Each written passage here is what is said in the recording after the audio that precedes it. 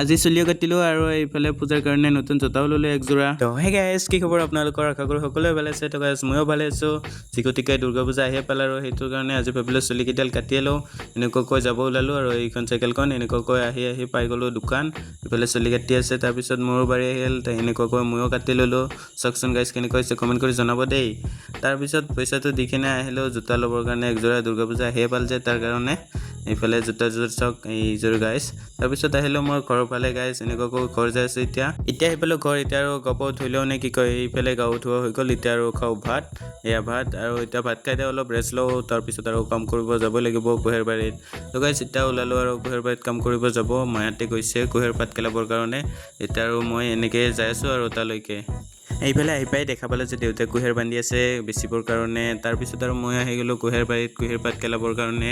এইফালে বহুত দুখ হৈছে লগ নোপোৱাৰ কাৰণে বেঞ্চত উঠি এতিয়া পাত লিকাই আছোঁ। এইফালে পাত কেলাওঁতে এইফালে গধূলি হৈ গ'ল। এতিয়া আৰু যাই আছোঁ ঘৰত। এইখিনি কেলালোঁ আজি পাত।